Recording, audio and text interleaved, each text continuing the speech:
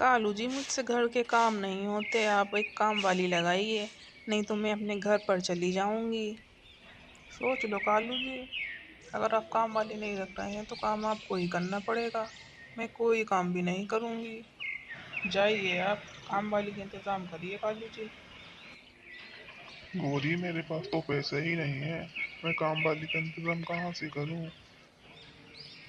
मैं अपने माँ बाप से भी नहीं ले सकता। उन्होंने मना करा था तुमसे शादी करने को, पर मैंने तुमसे शादी कर ली तो उन्होंने मुझे घर से निकाल दिया है। मैं कुछ नहीं जानती कालू जी, आप काम वाली का इंतजाम करिए, नहीं तो मैं घर छोड़कर चली जाऊंगी। फिर आप अकेले ही बैठी रहिएगा यहाँ पर। आप कैसे भी करके काम वाली लेकर आइए, चाहे आप अपने माँ बाप के पास जाओ और पैसे लेकर आओ, नहीं तो मैं आपको घर से बाहर निकाल दूंगी।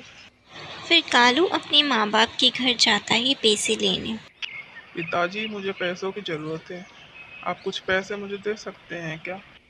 गौरी को डॉक्टर के पास ले जाना है। आप कुछ पैसे दे दीजिए, वो अंडे देने वाली है।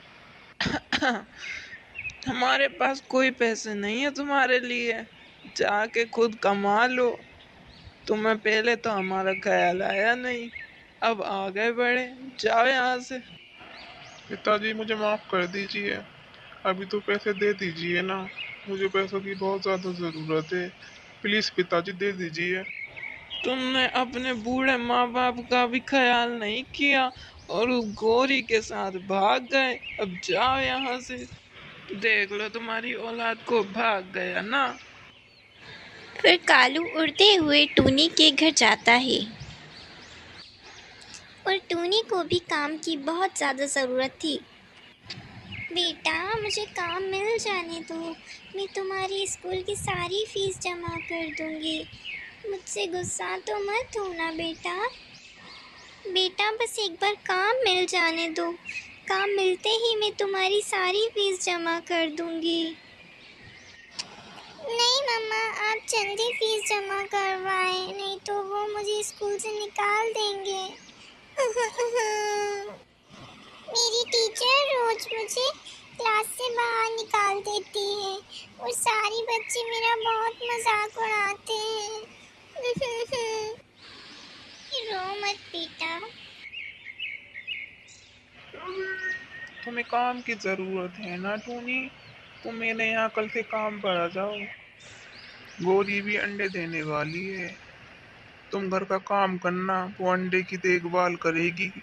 मैं तुम्हें मुंह मांगे पैसे दूंगा टूनी। ठीक है कालू भाई, मैं कल से काम पर आ जाऊंगी। बस आप पैसे मुझे थोड़ी जल्दी दे दीजिएगा, मुझे पिंकी की फीस भी जमा करवानी है। मैं आपके घर के सारे काम कर दूंगी, आपको फिक्र करने की कोई ज़रूरत नहीं है। हाँ, तो तुम सुबह जल्दी आ जाना, सूरज निकलने से पहले।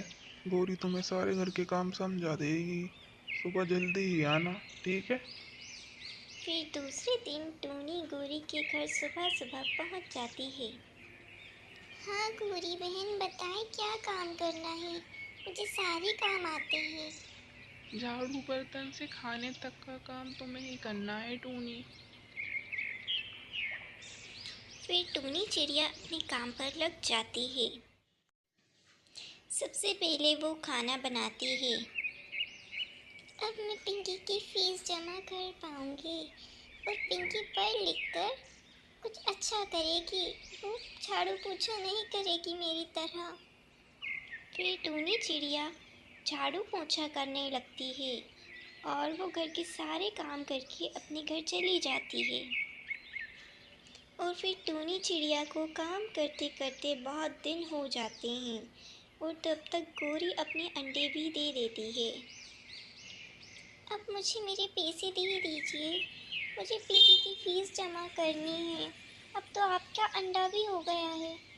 कौन से पैसे? कहाँ के पैसे? हम तुम्हें कोई पैसे नहीं देंगे। जाओ यहाँ से।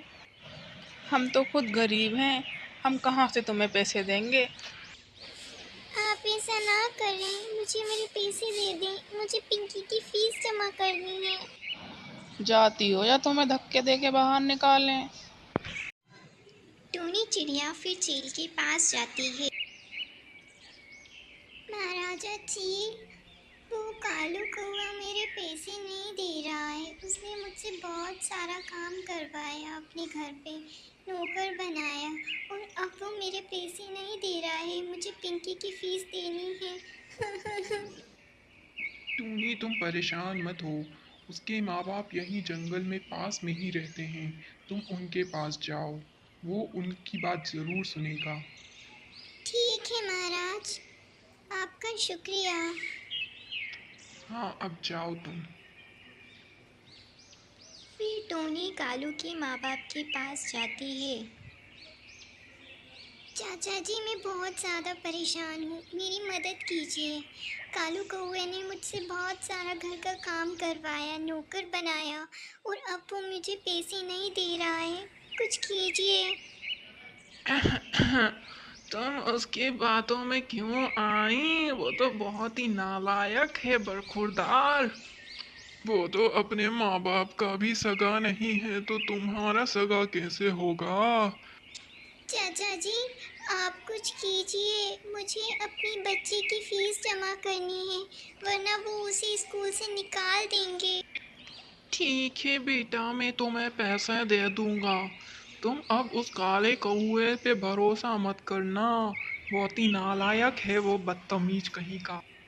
ये देखो बरकूदार, अपनी बूढ़ी माँ को भी छोड़ गया, उसे तरस नहीं आया जरा सा भी। ये लो बेटा तुम्हारे पैसे, और अपनी बच्ची को अच्छे से पढ़ाई कराओ। ये लो पिंकी, पैसों का इंतजाम हो गया है। अब तुम बहुत पढ़ाई करना और पढ़ लिख कर एक बड़ा अफसर बनना, ठीक है?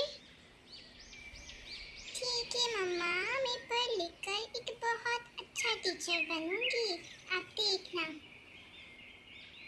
और तभी वहाँ गोरी कौवे के अंडे में से एक कौवा निकलता है। वो उसका नाम जग्गू रखते हैं। गोरी अपनी बेटी को देखकर बहुत खुश होती है। पिंकी फिर स्कूल जाना शुरू कर देती है। अरे वाह पिंकी, तुम्हारे नंबर तो बहुत अच्छे आए हैं। तुम एक दिन अपनी माँ का नाम रोशन करोगी। ऐसे ही पढ़ते रहना। और देखते ही देखते पिंकी बहुत पढ़ाई करती है, और एक दिन वो टीचर बन जाती है और अपना खुद का एक स्कूल खोलती है। सुनो बच्चों, तुम सब अच्छे से पढ़ाई करो। तुम्हें अपने माँ बाप का नाम रोशन करना है, ठीक है ना? कल से पूरा होमवर्क करके आना, बिना होमवर्क के स्कूल मत आना, ठीक है? कालू जी, अब हमारा जग्गू बड़ा हो गया है, अब हमें उसका स्कूल में एडमिशन कराना है। अरे गौरी, मेरे पास तो पैसा ही नहीं है, इसका एडमिशन मैं कहाँ से कराऊंगा? अरे कालू जी, पिंकी ने स्कूल खोला है, उसी स्कूल में हम इसका एडमिशन करवा देंगे। फिर दूसरे दिन गौरी जग्गू का एडमिशन कराने जाती है। पिंकी, ये जग्गू है, इसका एडमिशन करवाने आई हूँ मैं, इसका एडमिशन कर लो। हमारे पास पैसे भी नहीं हैं, सुना है तुम गरीबों को फ्री में पढ़ाती हो। जी, मैं गरीबों को फ्री में पढ़ाती हूँ, पर आप तो आलसी लोग हो। आप तो वही लोग हो ना, जिन्होंने मेरी माँ को नौकर बनाया था, उनसे बहुत सारा काम कराया था और उन्हें पैसे भी नहीं दिए थे। आप जा सकते हैं, मैं आपके बच्चे का एडमिशन नहीं करूँगी। हमें माफ़ कर दो पिंकी, हमारे पास उस टाइम पैसे नहीं थे, नहीं तो हम ऐसा कभी नहीं करते। तुम हमारे बेटे का एडमिशन कर लो ना, नहीं तो जो अनपढ़ रह जाएगा।